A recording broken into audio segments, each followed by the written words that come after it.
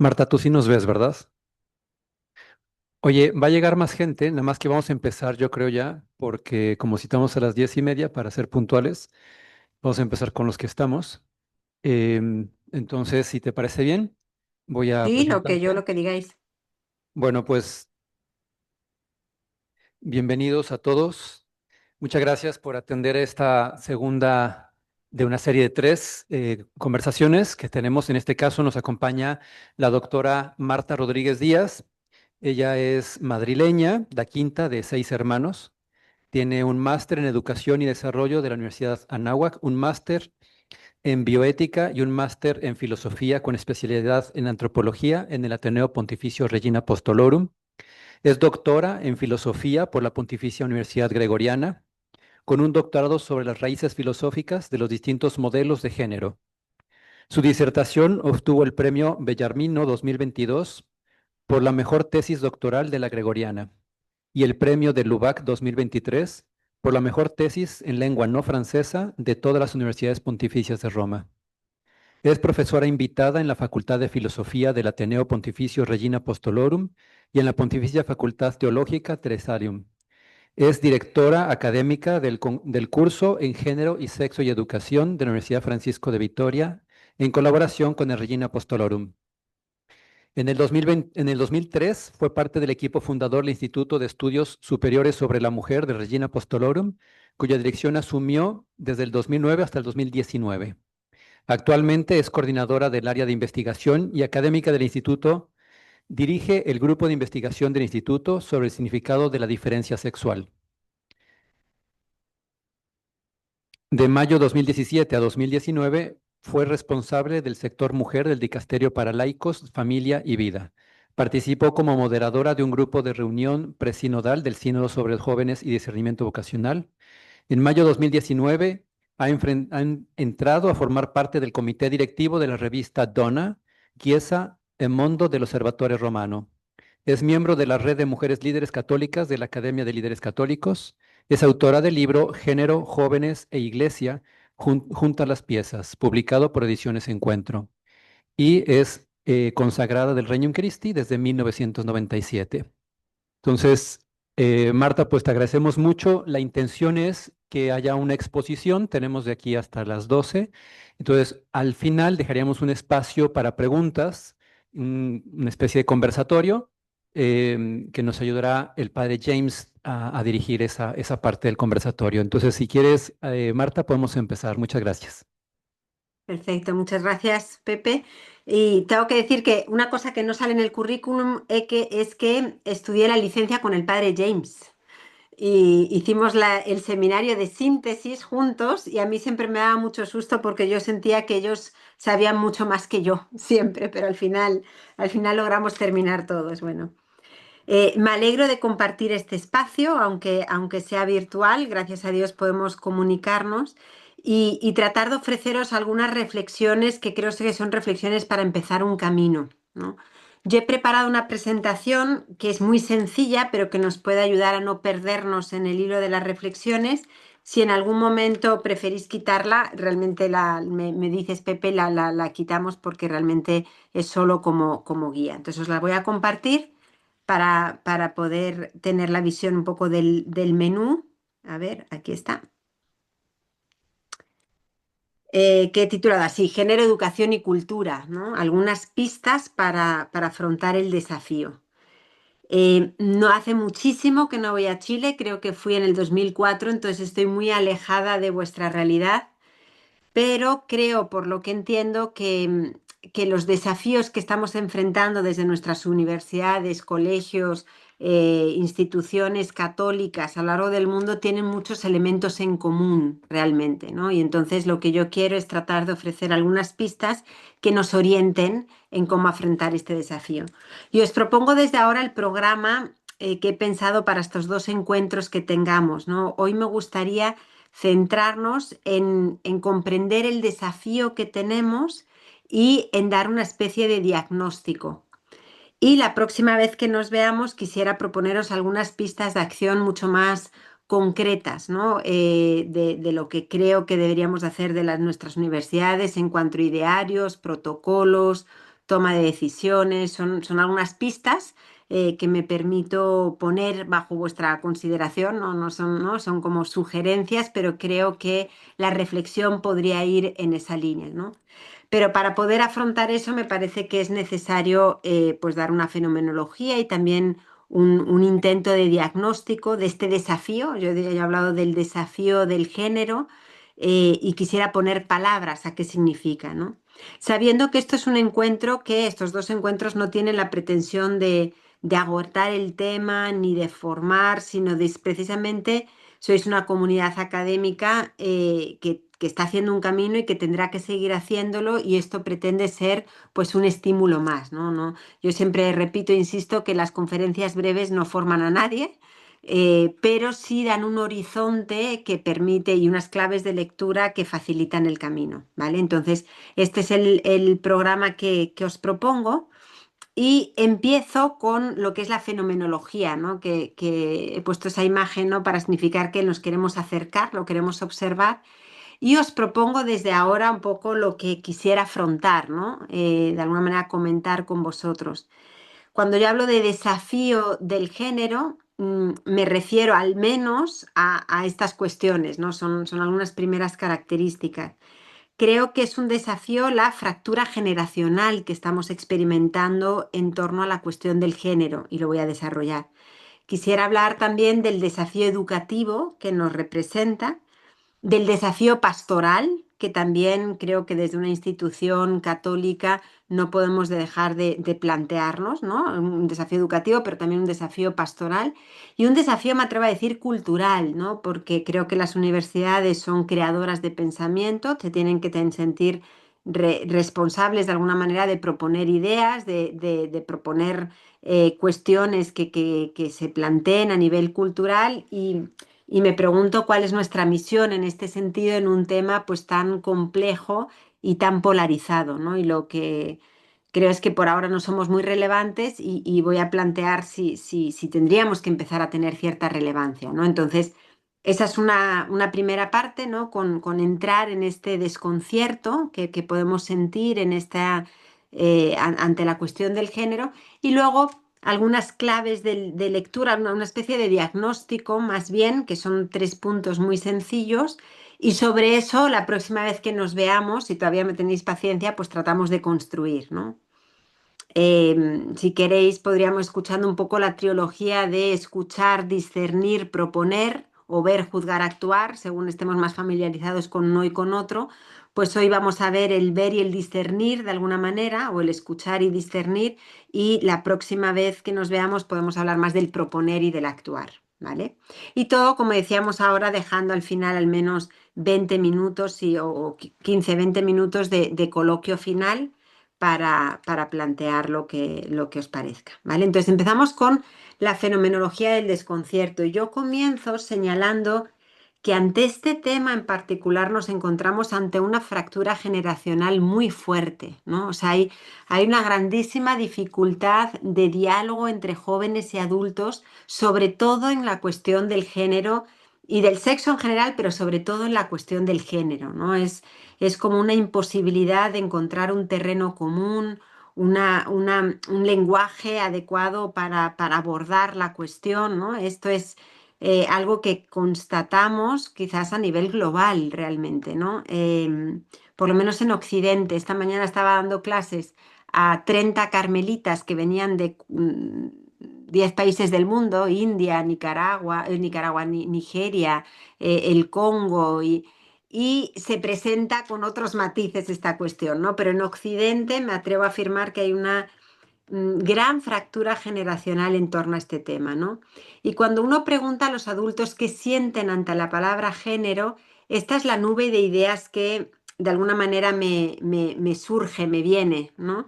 Esto es un ejercicio que hice con los agentes de pastoral juvenil, los responsables de pastoral juvenil de la Conferencia Episcopal Española.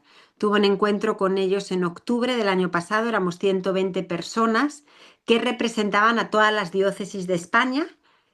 Prácticamente faltaban 5 o 6 diócesis por representar, que no pudieron venir los coordinadores. 31 congregaciones religiosas y 16 movimientos, ¿no? Entonces había una buena representación de la Iglesia española, ¿no? Y yo les pregunté qué sienten ante la palabra género a través de Mentimeter, que como saben es una herramienta que agranda las palabras que son repetidas. Y como veis, pues las palabras que más surgen entre los agentes de pastoral son insegura, intranquilo, confundida, confuso, tenso, incómodo, cohibido, impotente, inquieto, ¿no? Con miedo. Esas son las palabras quizás centrales, ¿no? Son los agentes pastorales que normalmente son, entendedme bien, más libres que los que tenemos una responsabilidad académica, porque están haciendo una labor pastoral que no tiene la complejidad que acarrea el estar inserto en una institución, ¿no? Entonces, los que están en pastoral juvenil, normalmente yo siempre digo que son los que van siempre a la vanguardia, son los que innovan más, ¿no? Como que tienen menos peso. Aún así, los agentes de pastoral juvenil así se sentían, ¿no? Luego había también palabras positivas, ¿no? Habían quien decían que estaba interesado o motivado o abierto o con esperanza, ¿no? Pero en general las palabras, me atrevo a decir, y esto es una pequeña parte, ¿no? Pero que el 80% tenían un tinte más bien negativo, de preocupación, ¿no? Ahí dice, ¿no? Explícitamente poco preparado y con prejuicios, cohibido, ¿no? Como que es un tema que no sabemos cómo agarrar, ¿no? Voy a hablar de los agentes pastorales y luego también de lo que sucede en el aula, ¿no? Pero esto es como un primer acercamiento al tema. Y aquí esto es una encuesta que les hice a todos los agentes pastorales, repito, de la Conferencia Episcopal Española hace apenas un año. Y aquí salgo algunos de los círculos que me parecieron más significativos, ¿no? No son todos porque la encuesta era larga. Em, pero fijaos, espero que se vea bien, si no yo os lo leo. Dice el primera circunferencia. Cuando se da un diálogo sobre el género entre jóvenes y adultos, la experiencia más frecuente es, y un 69,7%, o sea, prácticamente un 70%, dicen que no empaticen fácilmente y sea difícil encontrar un terreno común, ¿no?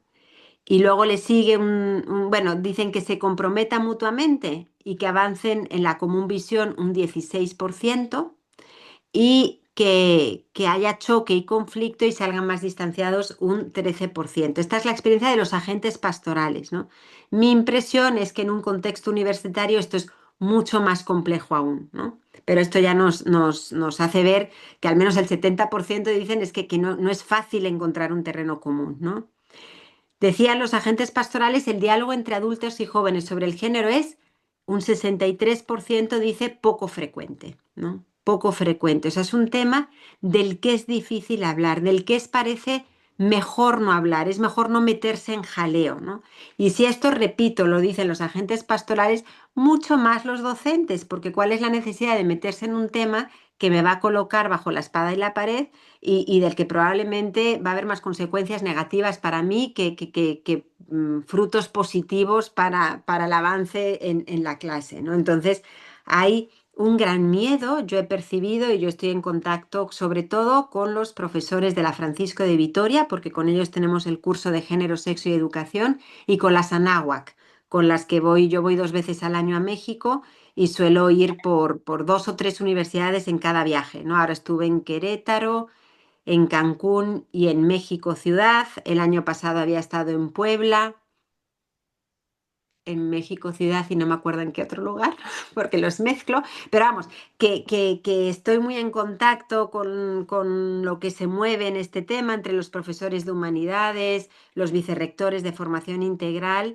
Y la tónica general es que de repente hay algún lumbreras, particularmente, lumbreras en el sentido positivo, particularmente carismático, que este tema se lo maneja y le va bien, pero me atrevo a decir que el 85% de los profesores prefieren evitarlo porque es complejo y normalmente acarrea problemas, ¿no? Esta es la impresión que tengo sin tener así datos exhaustivos, ¿no? Que yo pueda, digamos, convertir en una demostración cualitativa, pero ese es el dato, ¿no? Fijaos, dice aquí, ante el tema del género y el diálogo, y vuelvo a lo que dicen los agentes pastorales de mi entorno se sienten en un 61,9, o sea, 62% confundidos y preocupados, ¿no? Un 30% se sienten perdidos y tensos y solo un 7,9%, un 8% se sienten preparados y serenos, ¿no? O sea, realmente hay una gran confusión, preocupación, incluso perdidos y tensos, ¿no? Un 30% que no deja de ser una figura, una cifra representativa, ¿no? Y luego la última, los agentes pastorales de mi entorno, dice, conocen, comprenden vagamente y comunican poco eficazmente el magisterio en torno a estos temas, ¿no? Eso es la cifra más grande, que sería la roja, que es casi un 50%. Le sigue con un 21%, no conocen y no comprenden el magisterio, ni lo conocen ni lo comprenden. Le sigue el 18,8%, el creen que debería de cambiar el magisterio en torno a estos temas. Y solo un 10,9% dice conocen, comprenden y comunican de modo eficaz el magisterio en torno a estos temas, ¿no? Si en algún momento voy demasiado rápido, demasiado despacio, me decís, porque como no estoy viendo las caras, em, pues no logro percibir si se entiende. ¿Voy muy rápido o muy despacio? Vamos bien, vamos bien. Vamos bien, vale, ¿Sí, no? vale. Pero si en algún momento sienten que, o sea, a mí me gusta leer el auditorio, pero ahora con los slides delante no lo puedo ver. Entonces, si en algún momento sentís que no, pues os pido que me interrumpáis para que no tengáis que esperar excesivamente para recibir un ritmo más adecuado, digamos, ¿no? Entonces, esto es interesante, ¿no? Esto de que en general, o sea, solo un 11%, vamos a ser generosos, dice que conocen, comprenden y comunican de modo eficaz el magisterio, ¿no? Y repito, estamos hablando de los agentes de pastoral juvenil, ¿no? Los que coordinan la pastoral juvenil en todas las diócesis, congregaciones y movimientos, o sea, son los más expertos, ¿no? Y los que están ahí metidos con los jóvenes, los que no tienen un rol institucional, que soy tu profesor o soy tu director de carrera, que normalmente añade una interferencia más, una dificultad más para poder tener un diálogo franco, aún así se sienten un poco perdidos en este tema, ¿no? Y más o menos repiten, pero no comunican con eficacia, digamos, una visión cristiana. Y este es el panorama que yo he visto en España, que me atrevo a decir que es el que veo en Italia también, y definitivamente estamos más o menos igual en otros países de Latinoamérica. Quizás ahí hay menos contestación por parte de los jóvenes, pero hay una contestación creciente, ¿no? Y esta lo quise poner grande y con esto ya cerro el tema de los agentes pastorales. Dice aquí, al hablar de género con los jóvenes, la mayor dificultad de los agentes pastorales es, y aquí es donde la circunferencia está más equilibrada, el número más grande es falta de preparación antropológica, le sigue desconocimiento de qué es el género y de los términos relacionados, y tercero, falta de empatía y de lenguaje adecuados, ¿no? Entonces, estas son las causas que los coordinadores de pastoral atribuían al desconocimiento, ¿no? Entonces, por un lado, primera, o sea, estoy tratando de ver la fenomenología de esta ruptura entre generaciones en torno al género y digo que los agentes pastorales en general se sienten bastante perdidos, se sienten bastante confundidos y desorientados y no saben cómo afrontar este tema. Pero además resulta ser un tema bastante tabú a nivel universitario, me atrevo a decir, ¿no? Esto es una actividad que tuvimos ahora en el mes de enero en la Universidad de Querétaro, la que está ahí en blanco, en chiquitita, al lado del oso, bueno, del león, si me oyen decirle oso me excomulgan, soy yo. Y fue una actividad muy interesante, eran 600 jóvenes. em, y estuvimos hablando, era el del tema de la polarización, del diálogo, de si podemos dialogar, de si en el diálogo levantamos muros o levantamos puentes o cómo nos acercamos. Y luego les pedimos que dijeran cuáles son los temas de los que es más difícil hablar, ¿no?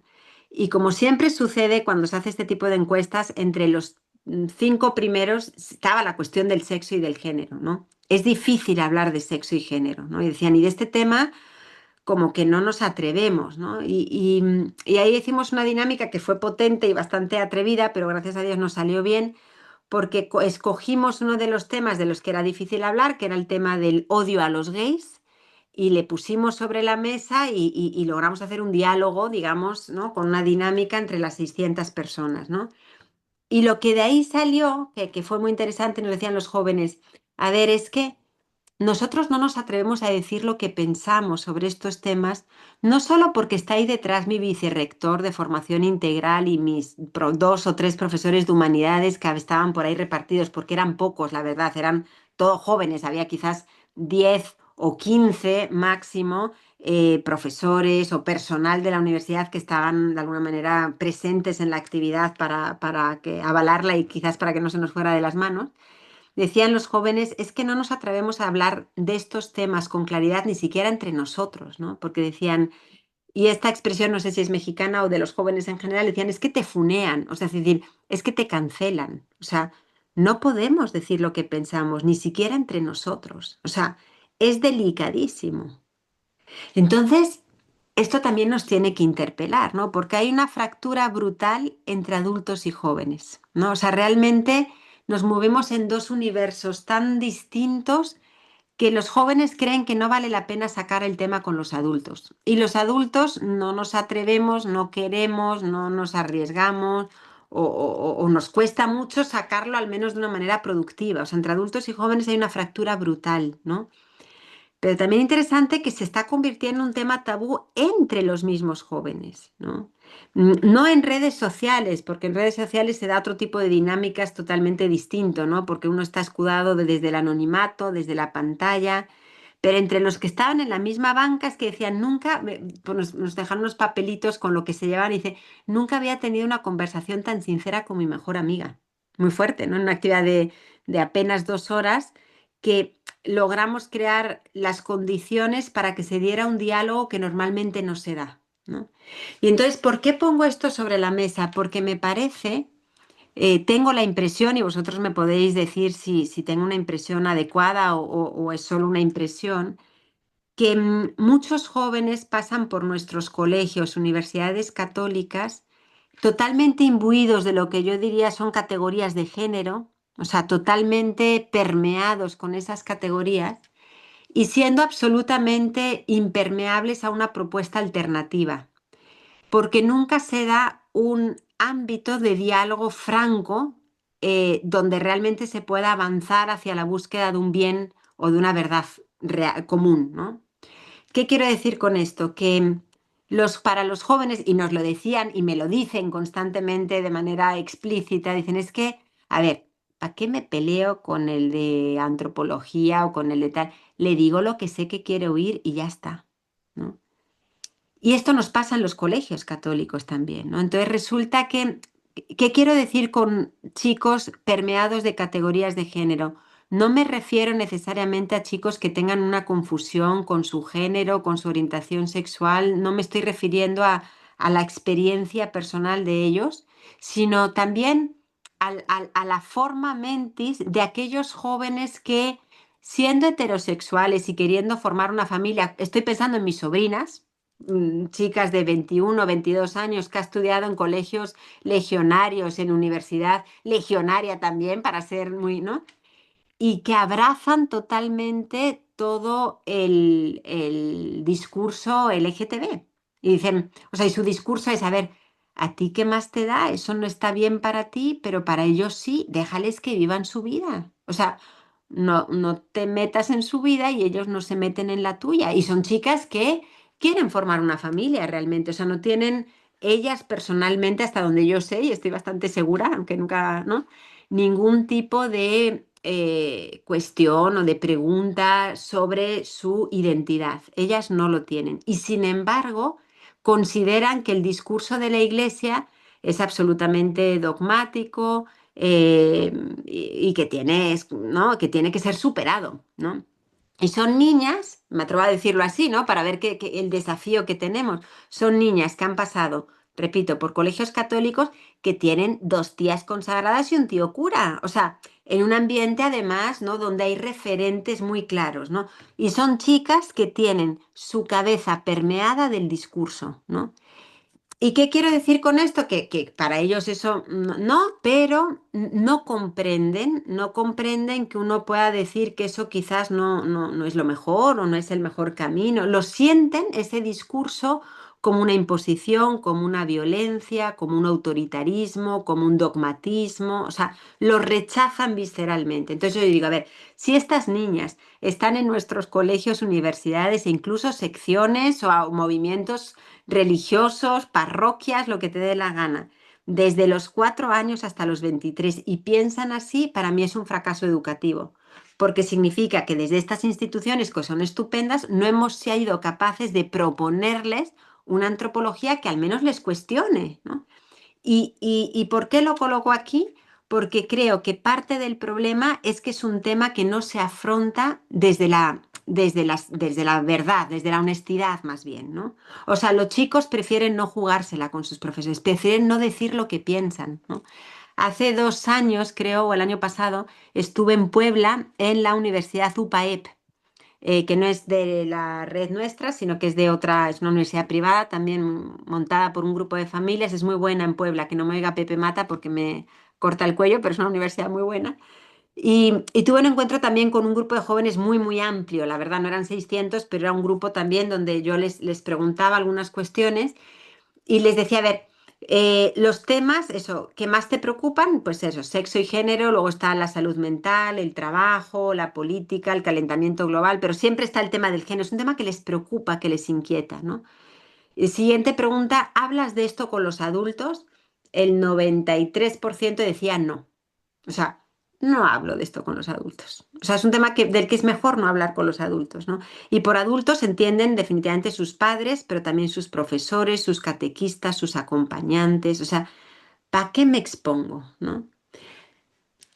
Hay una desconfianza recíproca muy fuerte y entonces no me quiero adelantar un poco a las propuestas, pero me parece que o logramos crear espacios donde hay un diálogo honesto, sincero, desde donde ellos puedan realmente decir lo que piensan, o van a seguir pasando por nuestras universidades, colegios, siendo impermeables a una propuesta, porque la repiten, porque saben qué es lo que tienen que repetir en este contexto, y quizás me atrevo a decir aún más. He notado en algunas universidades católicas em, que incluso entre los colaboradores hay muchas veces formas de ver la moral, la antropología, que no concuerdan quizás con el ideario de la universidad y simplemente no se atreven a decirlo. Es decir, o sea, porque me echan. Esto me lo han dicho explícitamente. Yo prefiero no decir aquí lo que pienso. O sea, yo estoy a favor de esto, a favor de esto otro, ¿no? Pero yo aquí no lo digo, ¿no? Entonces, esto también nos tiene que interpelar, o sea, ¿qué tipo de espacio tendríamos que crear? No para imponer, ni para adoctrinar, pero para que esta propuesta realmente se encuentre un terreno que se deja interpelar por la propuesta, porque si ni siquiera entre nuestros colaboradores, docentes, logramos crear un clima que les permita un diálogo y un confronto y un debate sincero sobre estos temas, porque es un tema tabú, entonces algo no está funcionando, ¿no? Entonces, esto es parte, estoy simplemente presentando el desafío, ¿no?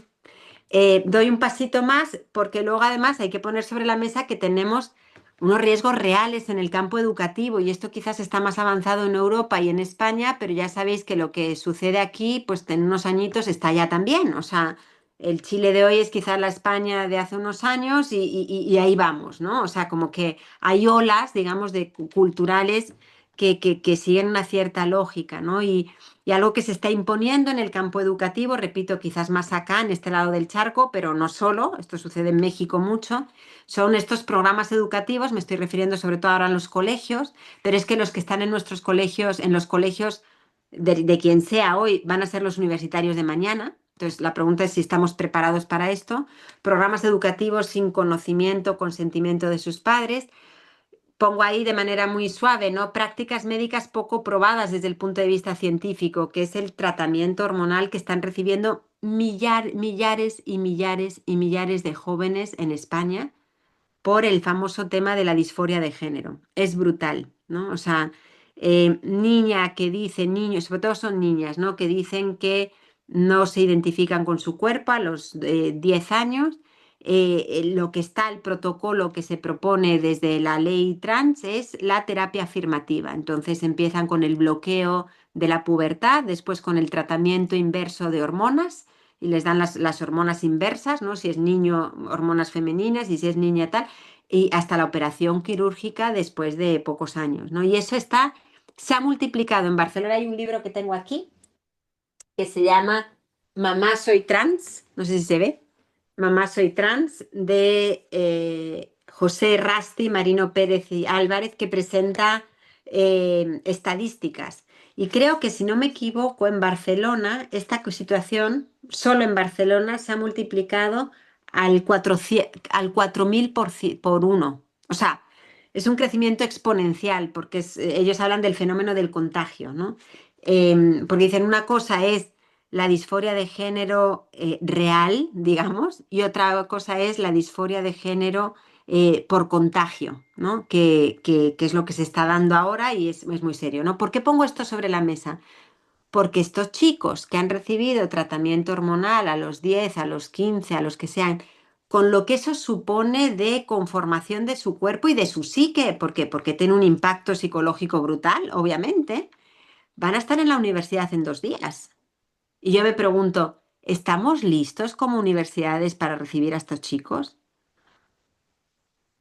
Lo pongo sobre la mesa, o sea, porque si, y cómo los vamos a recibir y cómo los vamos a acompañar. Yo creo que no estamos listos, o sea, no estamos listos todavía para gestionar la cuestión de la atracción al mismo sexo y batallamos con eso. Imaginaos cuando nos lleguen estos chicos que de repente son niñas, pero que biológicamente eran niños de pequeños, y lo que eso supone de, les vamos a cerrar las puertas de las universidades, les vamos a dejar entrar, les vamos a lograr decir una palabra que interpele. Estos son cuestiones que son desafíos para los cuales creo que no podemos dejar de prepararnos, ¿no? Bueno, perdón que me emociono, pero estos son riesgos reales, ¿no? Y entonces ante esto, pues eso, los formadores se sienten muchas veces confundidos, atemorizados y sin guía ni herramientas, ¿no? Porque además cualquier cosa que digan puede ser utilizada en su contra. Y esa es la realidad del mundo universitario y del mundo institucional, más complejo aún que el mundo pastoral, ¿no? También lo pastoral tiene sus vínculos, pero sobre todo cuando estás dentro de una institución, pues siempre estás el riesgo de que te denuncien por homofobia, ¿no? Y entonces los profesores pues prefieren evitar estos temas porque quién sabe cómo me va, ¿no? Si lo afronto, ¿no? Y entonces, pues eso, tienen la boca muchos tapada por cómo está el patio, ¿no? Y bueno, esto era solo el tema de la fractura generacional y de la confusión de los formadores, del miedo de los formadores a la hora de afrontar estos temas, ¿no? Pero luego creo que tenemos también un desafío pastoral, porque creo, bueno, pastoral en el sentido universitario, ¿no? Esto no es una diócesis, pero las universidades, pues llegan personas con todo tipo de realidades, ¿no? Y entonces la pregunta es, que ya la planteaba antes, ¿no? ¿Somos capaces de acompañar realmente a las personas con confusión de género, atracción al mismo sexo en nuestras instituciones?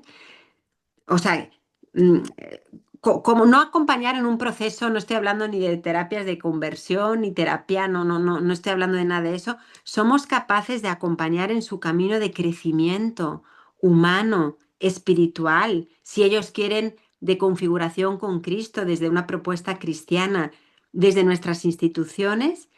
Mi experiencia es que nos cuesta mucho, ¿no?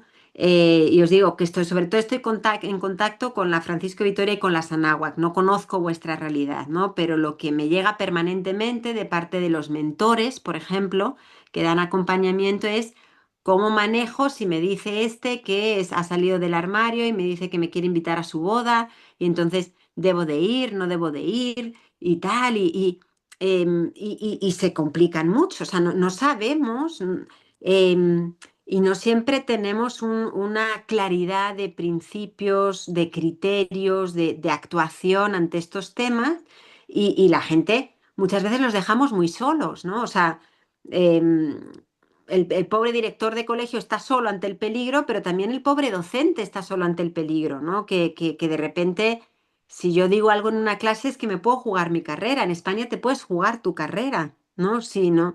Y quizás en otros no tanto a nivel legal, porque no está tan fuerte, pero sí a nivel cultural, sí a nivel simbólico, porque te pueden quemar si de repente dijeron que tú eres, ¿no?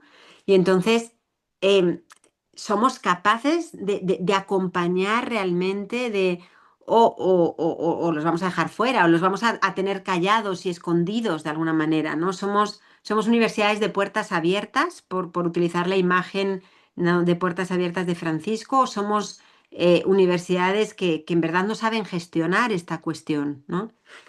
Y la pregunta también, tenemos una pastoral adecuada para las familias, para los jóvenes. Esto quizás le toca más desde el ámbito más propiamente pastoral, pero no puede dejar de interpelarnos desde una universidad, ¿no? Que quizás la pastoral familiar es mucho menos importante que la pastoral familiar que se puede hacer desde un colegio, pero también son cuestiones que surgen y que hay que saber acompañar de la manera adecuada, ¿no? ¿Qué propuesta vamos a hacer desde nuestras instituciones sobre estos temas, ¿no? O sea, ¿qué propuesta? A ver, el mundo LGTB siente que no tiene lugar dentro de la iglesia. Este es el- la sensación, que puede ser prejuicio, que puede ser realidad, que puede ser las dos cosas a la vez, que puede ser, ¿no? Pero la pregunta es, ¿y nuestras instituciones en esto, qué papel están llamados a jugar? O sea, ¿dónde, no? ¿Cómo nos vamos a colocar ante este tema, ¿no?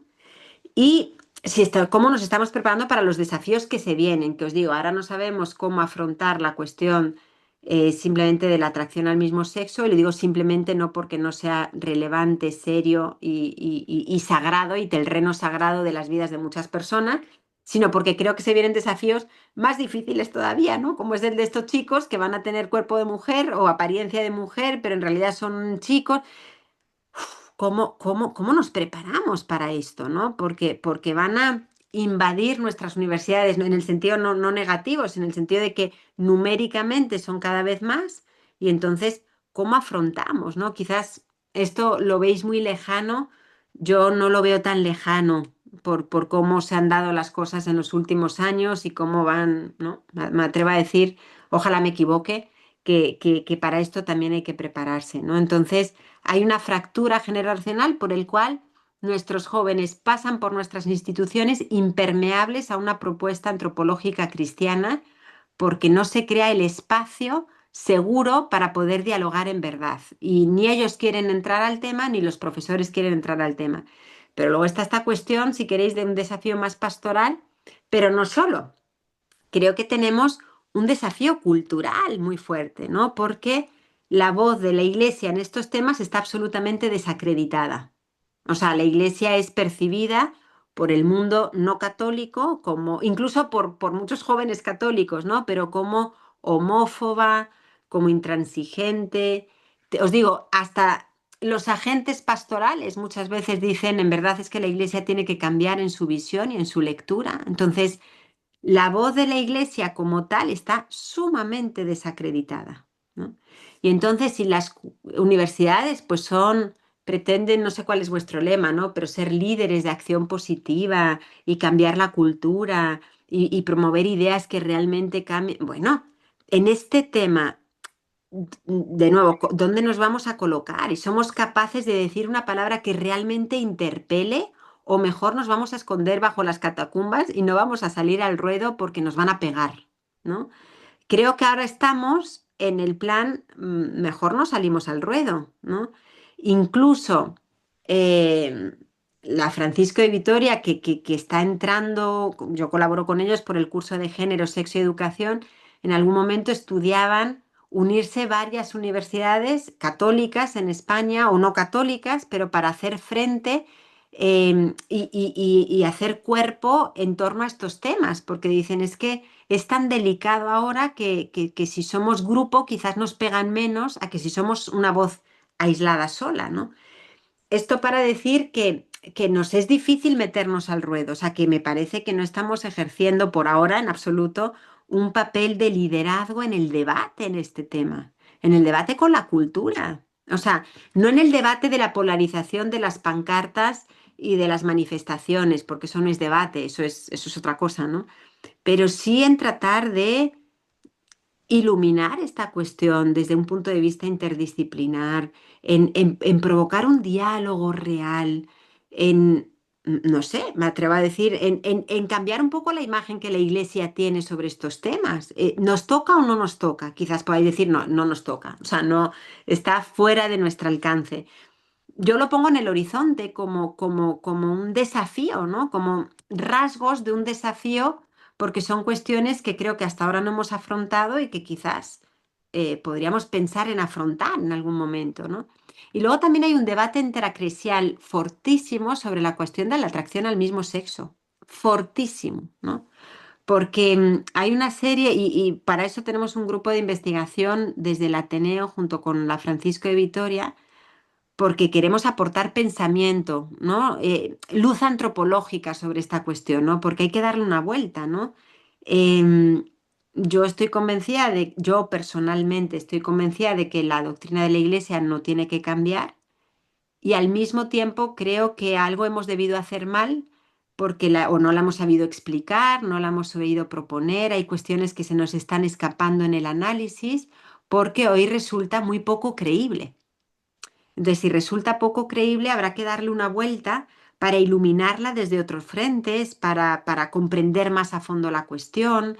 Eh, yo aquí estoy hablando sin filtros, pero bueno, creo, yo ya luego me excomulgan si quieren o ya no me invitan el 19 y no pasa nada, ¿no? Pero creo que la atracción al mismo sexo, por ejemplo, la hemos visto de una manera muy reductiva. Desde el pensamiento de la iglesia, digamos, ¿no? Muy reductiva, muy simplista, ¿no? Como si se debiera, hacíamos discursos muy simplistas sobre una situación que es compleja y que repito que es sagrada, ¿no? O sea, no es extraño haber oído discursos entre católicos diciendo, no, es que la atracción al mismo sexo es porque uno tiene un padre tal y una madre no sé cuántos, ¿no? O uno ha sufrido un abuso y uno dice, a ver, perdón, pero esto es más complicado. O sea, disculpa, estás, ¿no? Esto es multifactorial, esto es delicadísimo, esto es, no, o sea, no es tan sencillo. Hombre, definitivamente si hay casos así tan claros, pues eso es evidente, pero la cuestión de la identidad y de la orientación sexual es mucho más compleja de lo que muchas veces hemos explicado. Tiene más factores, es más delicado. Entonces, atención, que es terreno sagrado, ¿no? Y entonces repito, yo creo que no hay que cambiar la propuesta, pero sí hay que entrar en la problemática y comprenderla desde dentro y darle una vuelta y escuchar a las personas que viven esta realidad y caminar con ellas y entender su experiencia. O sea, hay que hacer todo un camino de reflexión antropológica para fundamentar mejor, para comprender. Bueno, en esas estamos. Pero lo que se está dando a nivel eclesial es un debate muy fuerte porque hay una serie de teólogos morales importantes y respetables que dicen que la doctrina de la Iglesia tiene que cambiar, ¿no? Yo durante muchos años, yo durante un tiempo seguí a un teólogo moral de Milán que se llama Aristide Fumagalli, que su libro sobre la cuestión del género, que publicó en español en el 2016, a mí me dio una clave de lectura muy importante para mi doctorado. O sea, realmente me ayudó un montón Aristide Fumagalli, ¿no? Y me gustó mucho cómo estaba escrito, fundamentado, fue algo que me iluminó. Y ahora él ha escrito un libro que publicó hace año y medio, creo que se llama El amor posible, está solo en italiano, El amore possibile, lo tengo ahí también, pero no voy a llegar porque tengo tortícolis y hago así con el cuello y me duele. Y dice que en verdad habría que reconocer el amor entre personas del mismo sexo como el amor, un amor igual de legítimo y de posible entre personas, ¿no? Y aquí repito, esto es terreno sagrado, yo no quiero liquidar un tema tan delicado con dos frases. Quiero poner sobre la mesa el hecho de que hay un debate intracresial importante que tiene consecuencias pastorales importantes y me pregunto qué papel se sienten llamados a desempeñar nuestras universidades en este terreno. O sea, repito, independientemente de dónde cada quien os coloquéis, quizás unos muy de un lado, quizás mucho del otro, yo me estoy acercando desde una perspectiva de nuestra misión, de una misión que es la de evangelizar la cultura. ¿Cómo nos acercamos a este tema? ¿Somos capaces de aportar pensamiento que realmente ilumine o no podemos tocar el tema, ¿no? Porque está tan, ¿no? tan polarizado, tan tal, que es mejor no entrarle o es mejor no tocarle, ¿no? Yo me atrevo a ponerlo aquí porque eso, porque me atrevo, ¿vale? Entonces, con esto concluiría un poco, creo, la primera parte, ¿no? Que es una fenomenología de un desafío muy grande que tiene muchas caras, ¿no? La dificultad de tener un diálogo sincero con los jóvenes, por tanto, pues un desafío educativo porque no les estamos llegando a los jóvenes y ellos, por muy católicos que sean, pues no comprenden la propuesta antropológica de la Iglesia y entonces pues prefieren hablar del tema y es tabú y nuestros profesores y formadores muchas veces tampoco saben entrarle. Y luego está todo el desafío pastoral, ¿no? El tema de somos instituciones sí, católicas y por tanto que de alguna manera son la voz o la cara de la Iglesia hacia el mundo de puertas abiertas, sí, no, en qué medida, cómo manejar esto, cómo gestionarlo, con qué criterios, y luego un desafío cultural también, ¿no? Qué palabra estamos llamados a decir, ¿no? Entonces, espero no habernos aturdido mucho. Pepe, yo sigo.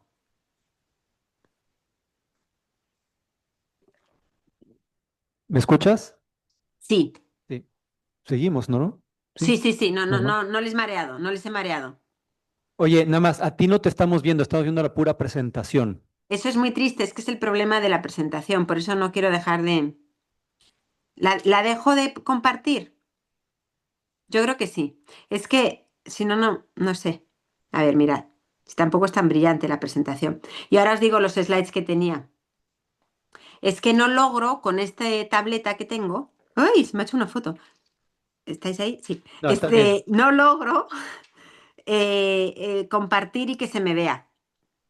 Entonces, bueno, hasta aquí. Ahora me veis, ¿verdad? Sí. Vale, vale.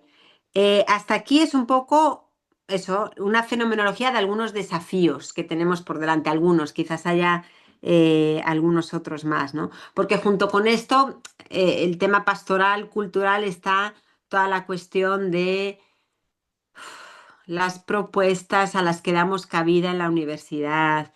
Em, sí, desde el 8M hasta el mes del orgullo, que sí, hasta los baños neutros, o sea, hay muchas cuestiones, digamos, que nos exigen una toma de decisiones, pero que piden una reflexión de fondo que quizás no hemos hecho del todo, ¿no? Entonces, voy al siguiente paso, que sería un poco ofrecer un diagnóstico, que no es un diagnóstico, son algunas claves que creo que podrían ayudarnos a iluminar, y son tres, ¿no?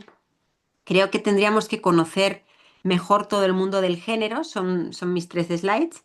El tema, conocer mejor el mundo del género, ¿no? O sea, quizás todo esto sucede en parte por desconocimiento de lo que implica el mundo del género.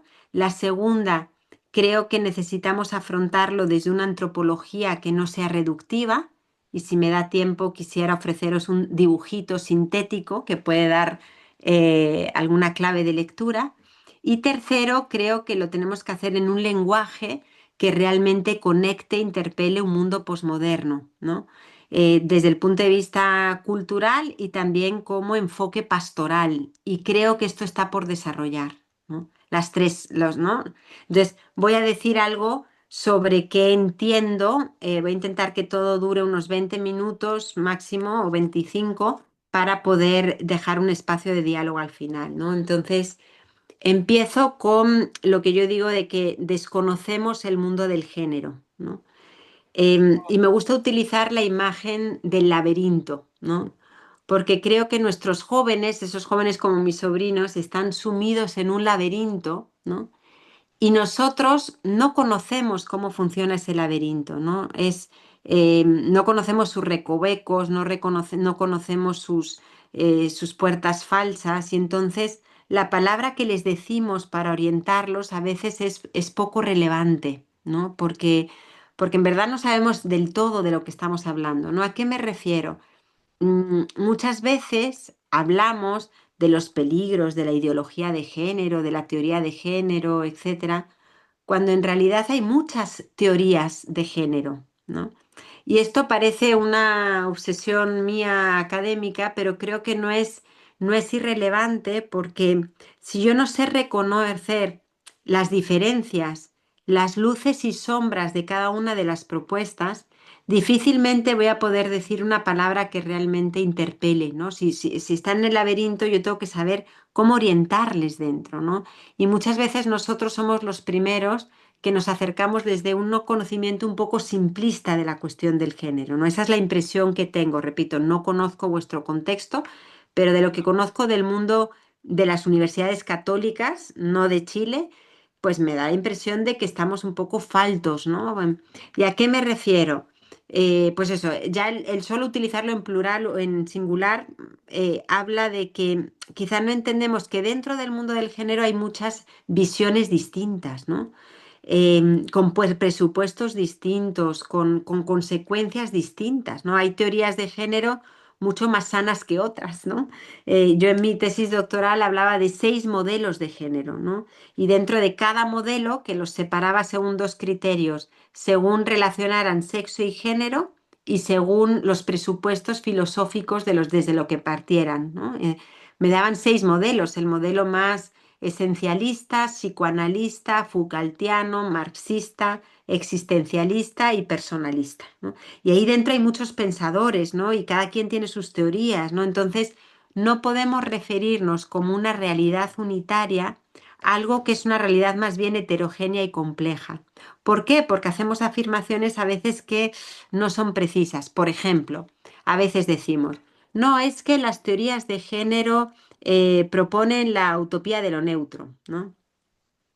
Y a veces es más bien lo contrario, porque hay teorías de género que son tan, enfatizan tanto lo particular y la diferencia que llegan a posiciones casi nominalistas. O sea, realmente, ¿no? Entonces, es lo contrario a la utopía de lo neutro, es la incapacidad de decir que hay un universal, ¿no? Entonces, si yo digo algo así, pues quizás denoto que no estoy conociendo todos los matices que hay ahí, ¿no? O decimos, no, es que las teorías de género es que proponen una libertad sin límites. Y de nuevo deberíamos decir, ¿cuáles? Porque realmente las que tienen un origen más Foucaultiano, tipo Judith Butler, que es la teoría queer, en verdad lo que creen, la libertad casi no existe, porque somos un producto del discurso. Y entonces el margen de elección de la gente es muy limitado, no tiene un concepto de libertad fuerte, al contrario, un concepto de libertad muy flojo, ¿no? Y entonces, si yo no conozco un poco todos estos matices y diferencias, va a ser difícil que yo reconozca en las propuestas y en el diálogo de los jóvenes sus luces y sus sombras, los puntos de los que se puede partir y hacer un camino y los puntos que son absolutamente contradictorios, ¿no? Porque no tienen fundamento. Entonces, creo que hoy en día tenemos que entrar en el mundo del género y conocer un poquito cómo funciona, ¿no? No todo el mundo tiene que entrar súper a fondo, pero sí deberíamos de ser capaces de distinguir, ¿no? Y de reconocer, repito, también sus puntos fuertes, ¿no? Porque cada teoría de género tiene un punto fuerte que enfatiza y que conoce bien, y el problema es que se convierte en ideológico porque olvida a todos los demás, ¿no? Entonces unas dicen, no, es que lo más importante en la identidad es la cultura. Y está bien visto, pero no puedes olvidar el cuerpo y la libertad, ¿no?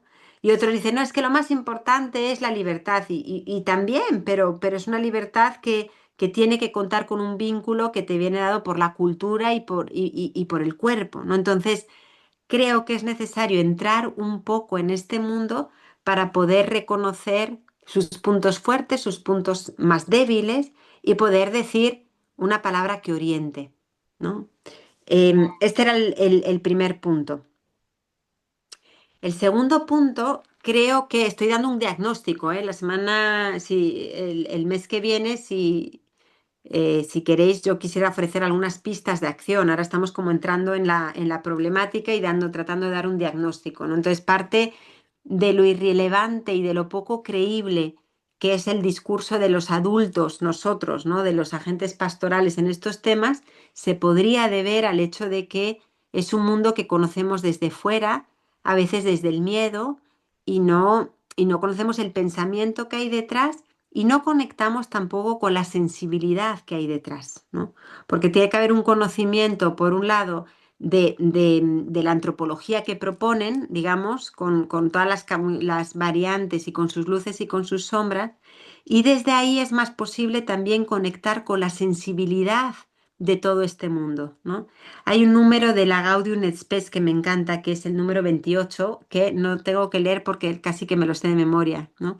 Él dice que nuestro deseo de coloquio, también nuestro deseo de diálogo, también se dirige a aquellas personas que están alejadas de la iglesia e incluso que la persiguen de varias maneras, ¿no? O sea, el deseo de la iglesia conciliar es la de dialogar con todo el mundo, incluso con aquellas personas que persiguen a la iglesia, ¿no?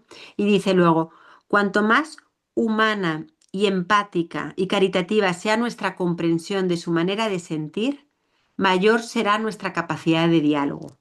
Número 28 de la Gaudium et Spes, ¿no? Cuanto más humana y caritativa sea nuestra comprensión de su manera de sentir, mayor será nuestra capacidad de diálogo. Es un número grande, ¿eh? Esto es como solo una frase de todo el número. Pero a mí me habla de la necesidad de conectar con las ideas, no para aceptarlas acríticamente en absoluta, o sea, yo me dedico a criticar las teorías de género, o sea, hay que criticarlas en el sentido de que son muy contradictorias y parten de sus presupuestos muchas veces inadmisibles o llegan a consecuencias, pero no solo tengo que comprender para poder distinguir y discernir, sino también si las comprendo desde una cierta empatía, no utiliza ese número, esa expresión, la Gaudium et Spes, pero quizás es la palabra con la que hoy lo traduciríamos, ¿no? Comprensión humana y caritativa, ¿no? Una comprensión empática, puede entender las reacciones de los jóvenes que se levantan en masa cuando uno utiliza una cierta palabra en un aula, ¿no? Porque estoy tocando algo que para ellos es importante, ¿no? Porque la persona que siente cualquier tipo de confusión de género, normalmente hay una hipersensibilidad al rechazo, que es perfectamente comprensible, porque cuando nosotros, yo al menos, ¿no? Experimento que cuando me siento insegura, estoy mucho más necesitada de palabras que me afirmen en cosas tontas, ¿no? ¿Me queda bien el pantalón? Si me queda bien o no me queda bien. Y si no estoy convencida de que me queda bien, lo tengo que preguntar 1000 veces antes de salir de casa y cualquier mirada que me haga así, pues me hace cambiarme, ¿no? Porque estoy insegura con respecto al pantalón. Entonces necesito todo el mundo que me diga que sí está bien o realmente me cambio antes de salir, ¿no? Porque no estoy segura. Entonces, cuando las personas viven cualquier tipo de confusión de género, son particularmente sensibles al rechazo y es perfectamente comprensible. Hay un sufrimiento detrás, hay una dificultad, ¿no? Entonces, hay una hipersensibilidad al rechazo que muchas veces se puede manifestar también en agresividad, ¿no? O sea, ¿no?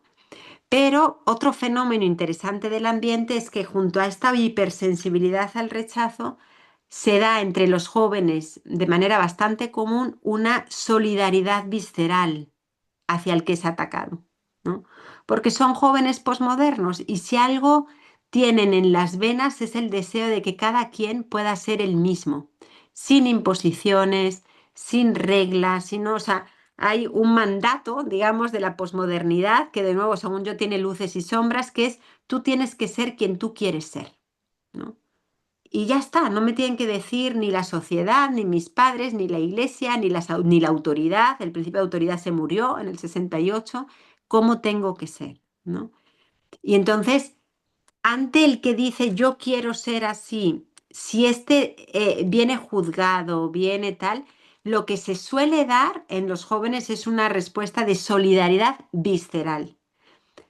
Hoy en día se está imponiendo también otra reacción curiosa que son entre los jóvenes reacciones más de tipo homofóbico. Eso es una novedad, es como un pendulazo, ¿no? Quizás ante un discurso tal, pero me atrevo a decir que todavía es bastante minoritario entre los jóvenes, que lo que impera es una simpatía al que dice yo quiero, yo soy así, ¿no? Entonces dicen, déjale que sea así. Eso es donde se colocan mis sobrinas, ¿no? De una manera muy evidente y muy clara.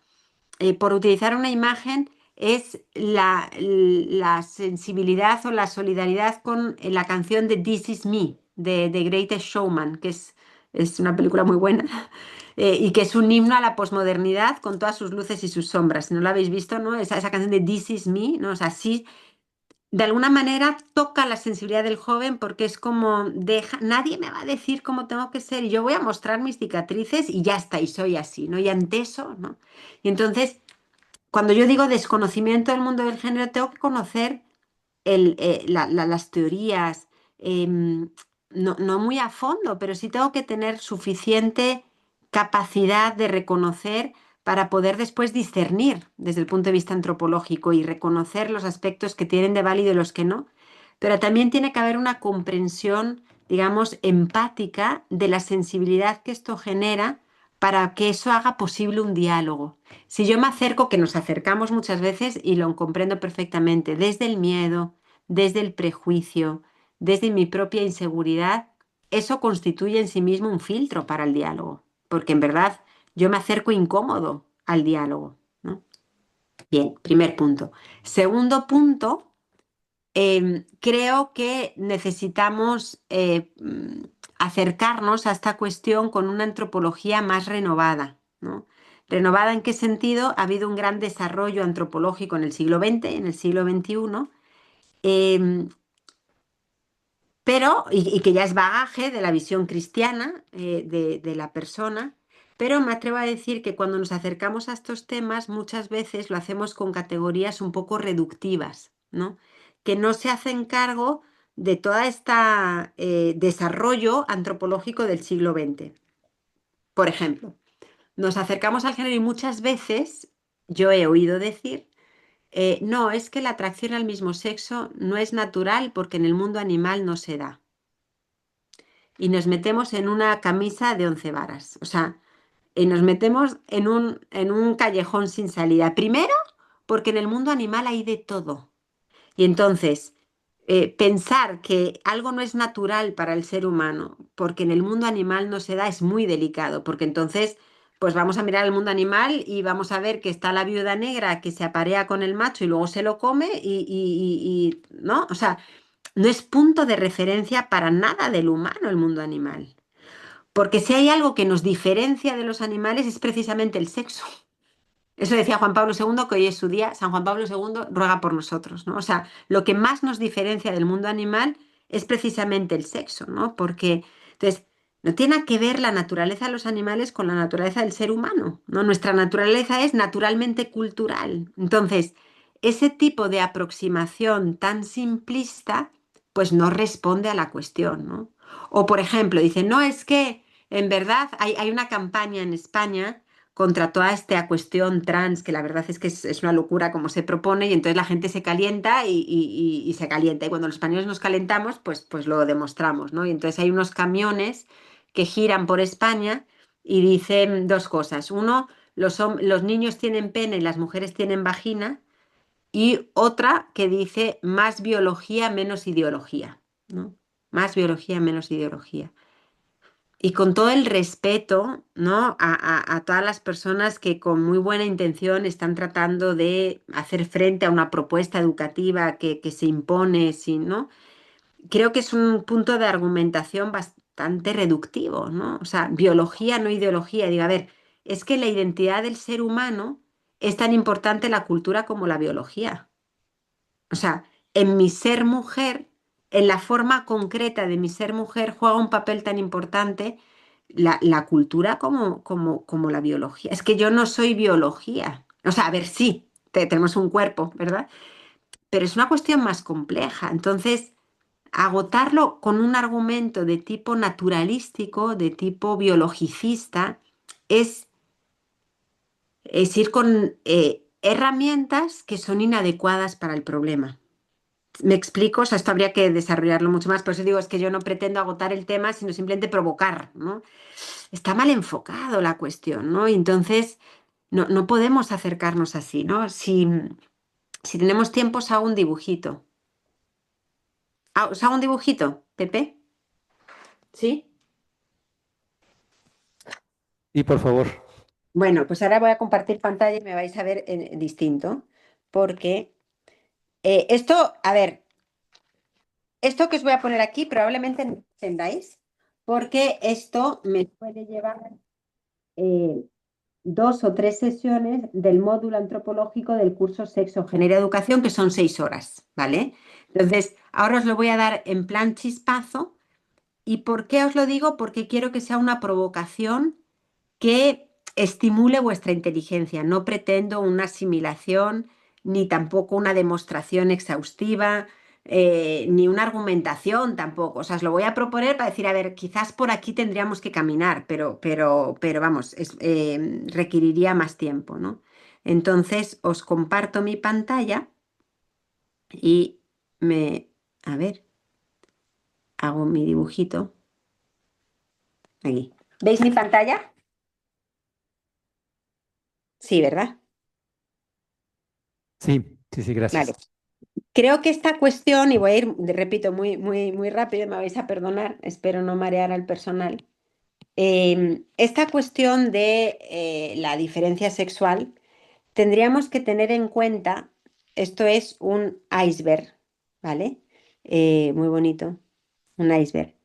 Que no es lo mismo la persona, ¿no? Esta es la persona, que la conciencia que la persona tiene de sí misma, ¿no? Su yo psicológico, su autopercepción, su conciencia, psicológico, ¿no? Esto lo intuía Robert Spemann, lo intuía Carol Wojtyla, lo intuía Romano Guardini, o sea, la persona sería esa gran masa de hielo que hay ahí, ¿no? Pero una cosa es el quién que yo soy, que es único, irrepetible, y otra cosa es la idea que yo tengo de mí mismo, ¿no? Que se va desarrollando en el tiempo, ¿no? Y que muchas veces incluso hay interferencias entre lo que yo soy, digamos, y la idea que yo tengo de mí mismo, ¿no? Porque pues, tengo experiencias que me hacen apropiarme de etiquetas y que condicionan mi libertad, entonces digo de mí mismo cosas que no corresponden del todo a lo que soy, ¿no? Entonces, una cosa es la densidad de la persona y otra cosa es lo que la persona sabe y dice de sí misma, ¿no? A nivel de antropología cristiana, nos cuesta mucho conciliar el hecho de que desde la antropología cristiana la persona es sexuada en su cuerpo, en su psique y en su alma. Esto es antropología cristiana desde después del concilio, porque hasta entonces no es algo que haya formado parte, por eso digo que es una renovación antropológica de este siglo, no ha sido así como pensaban los medievales necesariamente, ¿no? Pero desde la visión cristiana de hoy, digamos que de alguna manera ha quedado reflejada en los últimos documentos magisteriales, etcétera, el sexo, según Juan Pablo II, no es un atributo, sino que es constitutivo de la persona y permea todo lo que ella es, ¿no? Entonces, según Juan Pablo II, el cuerpo, el sexo no está en el cuerpo, sino que es ahí donde se hace más visible, ¿no?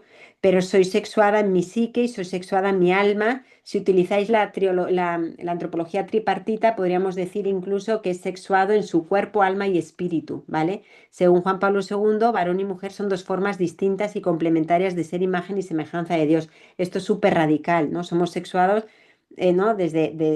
Ontológicamente, digamos, ¿no? En todo lo que somos, desde el primer suspiro, ¿no? De Dios que nos insufla en las narices, en nuestro barro, pues hay una forma distinta y complementaria de ser imagen de Dios, ¿no? Entonces, ¿cómo se combina esto con, digamos, em, la realidad de que yo, teniendo una naturaleza que es muy distinta a la de los animales, ¿no? La persona posee una naturaleza, la leza, Dios mío, no sé escribir, ¿no? La persona posee su naturaleza y esto quiere decir que tiene la tarea, ¿no? De hacerse de alguna manera a sí mismo, ¿no? Aquí habría mucho más que decir, pero lo digo muy rápido. El animal tiene una naturaleza que es biológica, o sea, que el cuerpo reacciona y funciona por sí mismo, que funciona con instintos y que está determinada, ¿no? Mientras que la naturaleza del ser humano es una naturaleza en que la biología nos responde mucho menos, en el sentido de que nuestra respuesta biológica a nuestras necesidades es mucho más pobre, incipiente, y respondemos y sobrevivimos y nos adaptamos a través de la cultura. El padre Ramón Lucas Lucas dice, la naturaleza del ser humano es la cultura, somos seres naturalmente culturales, ¿no? Entonces, más que de instintos, deberíamos de hablar de tendencias, o sí, de tendencias más que de instintos, y no es una naturaleza que sea determinada, sino que es una naturaleza que podríamos decir que es abierta. Diría Juan Pablo II que porque la naturaleza no nos determina, la persona tiene capacidad de autodeterminación, ¿no? La persona se autodetermina, ¿no? Porque no es determinado por la naturaleza, ¿no? ¿Qué quiere decir esto? Que la persona es libre, posee la naturaleza y tiene la capacidad de darse una fisonomía espiritual a través de sus actos, y de ser, en cierto modo, lo pongo entre comillas, pero son palabras de Persona y Acción de Juan Pablo II, ser en cierto modo creador de sí mismo, ¿no? Entonces, ¿qué quiere decir esto? Que el sexo es algo que me es dado, es un don, ¿no? Me es dado, yo no elijo mi sexo, y es algo que caracteriza desde una antropología cristiana, insisto, toda mi persona de una manera absolutamente radical. Y al mismo tiempo, como yo tengo la tarea de alguna manera, hacerme. Entonces yo puedo decir que yo nazco mujer, porque yo nazco mujer, pero también tengo la tarea de hacerme mujer, ¿no? Hacerme la mujer que soy, ¿no? Porque mi naturaleza se desenvuelve de una manera automática, ¿no? Como sucede en los animales, sino que se despliega a través de mi libertad, ¿no? A través de mi capacidad de autodeterminación, ¿no? Entonces, ¿qué quiere decir que que yo tengo la tarea de comprender, de abrazar y de personalizar mi ser mujer, ¿no? Y esto es una tarea que es todo menos sencilla, ¿no? O sea, yo tengo que hacerme mujer, ¿no? Porque, y esto es un itinerario, digamos, complejo, que se da a lo largo de mi historia y que me exige a nivel psicológico, a nivel de identidad, a nivel de autopercepción, integrar una experiencia a cabo con mi cuerpo, integrar mi propia psique, integrar un bagaje cultural donde yo me coloco, y todo esto movido por la libertad, ¿no? Entonces, estos elementos entran en juego en hacerme la mujer que soy, ¿no? Em, ¿Por qué? Ahora ya vuelvo a ponerlo aquí. ¿Por qué quería hacer este dibujito que espero no haberos, digo, pretende ser una provocación, ¿no? Repito, esto exigiría al menos, o sea, mucho más tiempo para poderlo explicar bien. ¿Por qué he querido ponerlo aquí ahora? ¿No? Porque he afirmado que nos acercamos a esta cuestión desde una antropología reductiva, ¿no? Que habla de nuestro ser sexuado quizás en categorías que son adecuadas, pero a un animal, ¿no? En términos de biología, no ideología, etcétera, pero que no son adecuados para reflejar la complejidad de la identidad del varón y de la mujer, ¿no? Que tienen la tarea de hacerse, ¿no? De alguna manera. Entonces, esto nos ayuda a comprender, por un lado, la radicalidad del sexo. Desde la visión cristiana, el sexo es algo muy radical, y al mismo tiempo la complejidad tremenda, complejidad de ese proceso de hacerme mujer, ¿no? Donde yo todo esto, digamos, lo tengo que integrar, y es normal que sea hoy en día, sobre todo, una verdadera carrera de obstáculos, ¿no? Y donde la dificultad y las interferencias pueden venir por causa biológica, psíquica, cultural, y normalmente es una mezcla de todas ellas, ¿no? Entonces, por un lado, creo que una visión cristiana, desde el punto de vista antropológico, insisto, tiene que reconocer la radicalidad del dato del sexo, o sea, porque es, ¿no? Y al mismo tiempo tenemos que ponernos de rodillas y comprender em, sí, la complejidad que esto entraña para muchas personas, que esto no lo eligen, no lo deciden, y te dicen es que yo siempre he sido así, y en verdad te están diciendo la verdad, porque te están diciendo la verdad que ellos han logrado elaborar a partir de su historia, ¿no? Y, o sea, esto es lo que yo he experimentado, esto es lo que yo sé decir de mí mismo, ¿no? Entonces, esto voy a dejar de compartir pantalla y dejáis de ver mi maravillosa obra de arte, pero es una intuición, repito, esto lo tendremos que desarrollar mucho más para, para hacer ver que creo que nos acercamos a este tema o enfatizando mucho un lado o el otro y no comprendemos la complejidad, ¿no? De la cuestión, ¿no? Y por último, y cierro, creo que nos está faltando hacer una propuesta, esta propuesta, digamos, con categorías que el mundo posmoderno pueda entender, ¿no? O sea, tenemos que tener una verdadera capacidad de traducción, no en el sentido de traducción de ponerlo en lenguaje TikTok, ni mucho menos, o de marketing, cuanto de categorías intelectuales, ¿no? Y creo que esto es una tarea cultural que tenemos como iglesia, ¿no? Eh, a mí me estimula mucho y me inspira mucho la Veritatis Gaudium, que sabéis que es esa constitución con la que el Papa Francisco reformula los estudios de las universidades pontificias, ¿no? Y da muchas indicaciones de orden práctico, pero tiene un proemio muy interesante. Y en el número 3 también me lo sé de memoria, dice algo que repetía mucho él: no estamos solo ante un cambio, una época de cambio, sino ante un verdadero cambio de época, ¿no? Marcado por una crisis antropológica sin precedentes, etcétera, ¿no? Dice, el problema es que no disponemos de la cultura necesaria para enfrentar esta crisis y es necesario desarrollar liderazgos que marquen caminos, ¿no? No poseemos la cultura necesaria. O sea, ¿qué quiere decir? Un cambio de época, estamos en una posmodernidad que se está gestando, ¿no? O sea, que ya estamos en ella plenamente inmersos, pero que estamos, es el momento del cambio de época, es el momento donde la cultura cambia de piel, ¿no? Es un cambio de paradigma.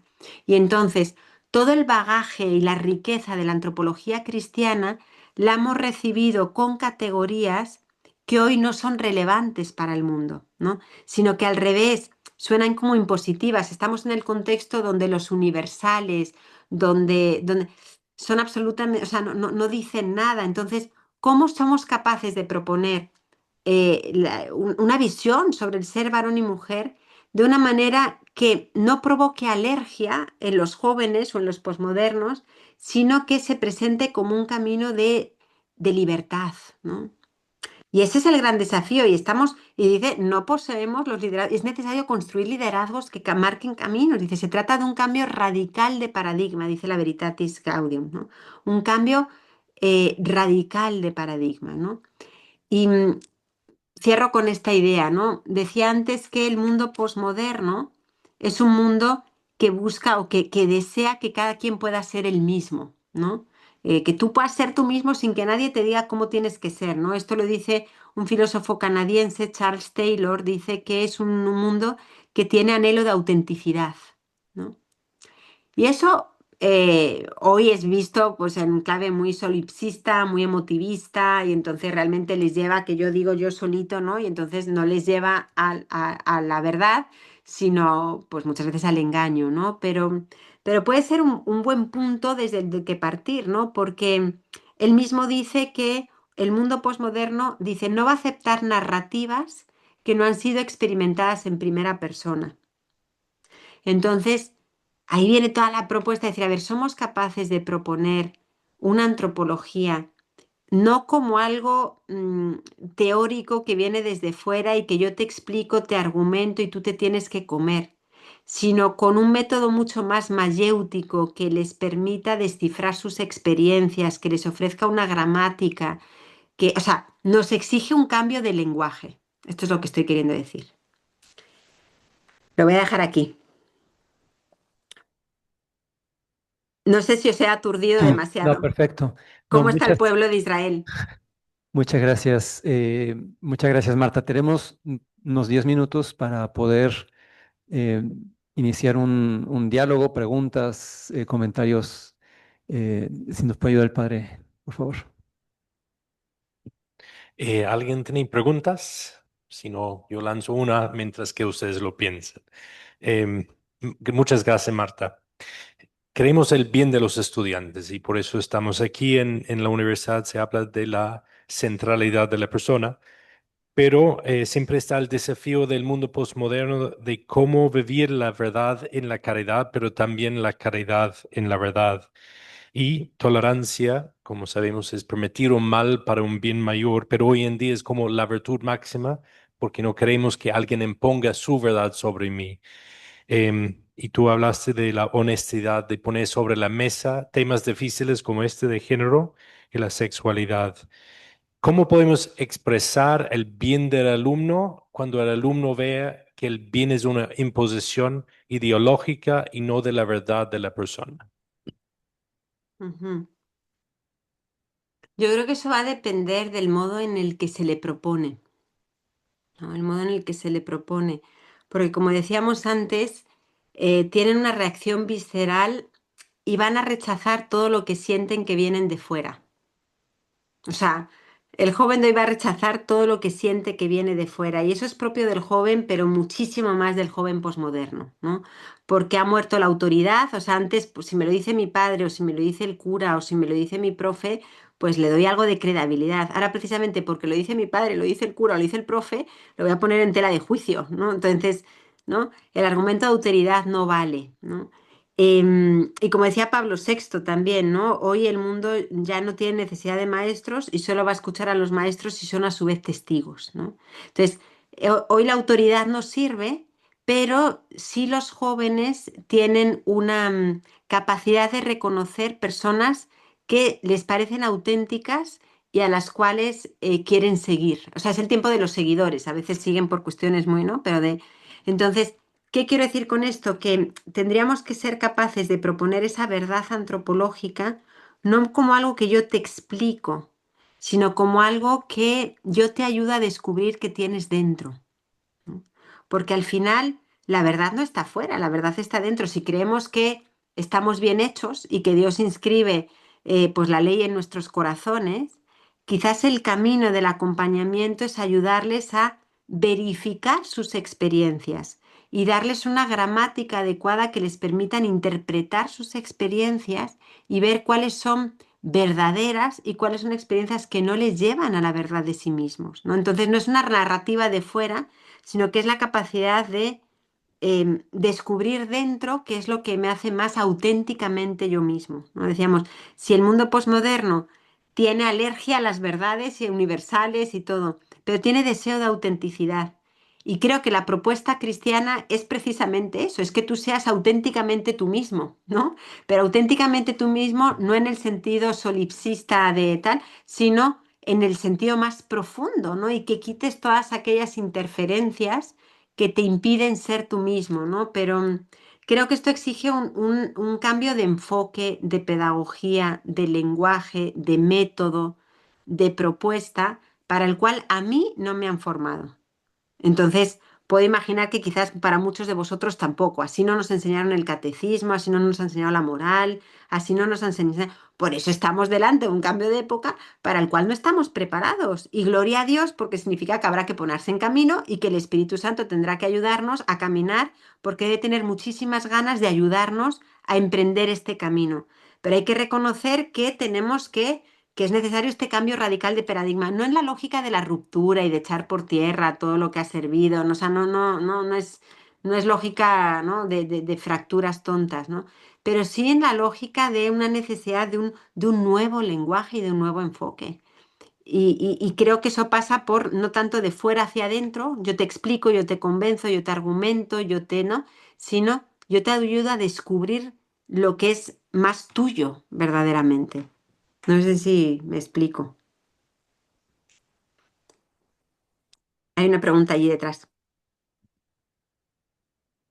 Hola, muchas Hola. gracias. Muchas gracias por la exposición, muy estimulante. Bueno, yo estoy de acuerdo con la parte mayéutica. Creo que sí, que efectivamente la verdad está adentro, por lo tanto, en la medida en que logramos mostrar que no la estamos imponiendo de afuera, va a ser eficaz. Pero creo que no tenemos que tragarnos tanto el cuento de este paradigma radical porque que alguien diga que cambió el paradigma radical no es una verdad dogmática, como que alguien en la cultura lo proclama y entonces nosotros tenemos que decir, ah, ya, sí, todo cambió. Entonces tenemos que cambiar lenguaje, o sea, nosotros tenemos una tradición detrás de nosotros de 2000 años. Entonces Sí, no podemos pensar que ahora en el siglo XX esto se ha cambiado de un modo radical. O sea, que haya cosas que haya que comprender, que pueda haber una que otra palabra, uno que otro concepto útil que podemos integrar, pero si no tenemos claro cuál es el tronco del que partimos, entonces nosotros mismos nos hacemos cómplices del cuento que el cambio es radical y que estábamos mal nosotros y que tenemos que dar vuelta a todo. sí, Eso yo sí, veo un peligro muy fuerte y lo veo también en la lentitud con la que está respondiendo el propio magisterio, que no se atreve. Antes tú decías que los agentes pastorales no tienen claro el magisterio. Yo simplemente no veo que exista magisterio, digamos, no hay magisterio sobre eso que aclare las ideas. Esa es mi impresión. sí, Entonces hay que contribuir a formarlo. Este magisterio es el desafío que tenemos sí, como como académicos. No me universidad. quiero alargar porque estamos un poquito en el tiempo. Sí, no, gracias, quedan 2 minutos solo. em, Quizás no me he explicado bien. Definitivamente el tronco de la verdad no cambia nunca, ¿no? Pero la Iglesia siempre ha hecho un esfuerzo por proponer la verdad de Jesucristo y la verdad sobre el ser humano en contextos culturales que cambian. Y sí me atrevo a decir que hoy hay un cambio de época entre la modernidad y posmodernidad. Ya estamos bien insertos en la posmodernidad. Hay quien dice que empieza después de la Segunda Guerra Mundial, hay quien dice que después del 68, pero el hecho es que culturalmente siento que todavía no estamos preparados para afrontar una sensibilidad que es nueva. Estoy 100% de acuerdo en que el tronco no cambia. O sea, la verdad de Jesucristo, Jesucristo responde al hombre de ayer, hoy y siempre. Y las verdades sobre el ser humano son verdades sobre el ser humano ayer, hoy y siempre. Y al mismo tiempo creo que sí, no estoy hablando tanto de los cambios tecnológicos y tal, estoy hablando de un cambio de sensibilidad de una época donde yo creo que sí estamos colocados y que hay pocos en la historia, de la modernidad a la posmodernidad, y luego quién sabe, ya quien habla de la posposmodernidad, pero en el fondo todavía no se ha terminado de gestar. Y quizás eso explica un poco la incomodidad ante la que nos sentimos. O sea, algo propio, por ejemplo, de los cambios de época es el sentido de desorientación. Y ahora mismo decía que hay una gran desorientación, ¿no? Incluso dentro de la iglesia estamos desorientados, ¿no? Porque parece que nos han movido el tapete y que los puntos de referencia que teníamos, pues hay que revisarlos, no que cambiarlos, hay que lograr proponerlos de una manera que sea relevante para nuestro mundo de hoy. Pero bueno, esto es porque son las 5 de la tarde, para vosotros las 12. Si queréis sobre esto partimos. Yo no sé si os parezca.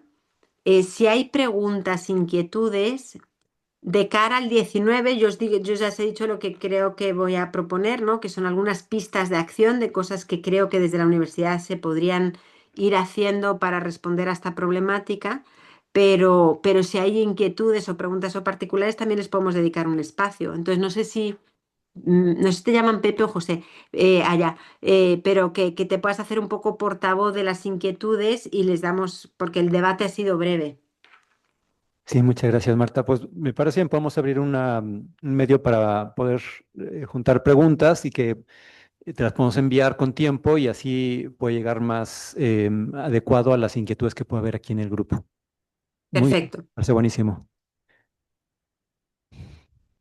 Sí, Bueno, Marta, muchísimas gracias. También quizás la próxima vez podemos hablar de dónde surge el término género desde el intersex de John Money y a qué se refiere hoy en día, porque incluso Judith Butler en una entrevista dijo, hay tantos géneros como tantas personas, ¿no? Entonces, Claro, ya puede ser el status quo actualmente del género para ok, entender también cuando hablamos de género a qué estamos refiriendo. perfecto. Marta, te agradecemos mucho tu tiempo y compartir esto. Creo que nos da mucha luz. Y bueno, pues estaríamos entonces pendientes de poder recoger las preguntas o comentarios para compartirlos contigo y vernos aquí nuevamente el próximo mes, si Dios quiere. Muchas gracias, que tengas buena tarde. Gracias Gracias. y Dios te bendiga. Chao. Bye.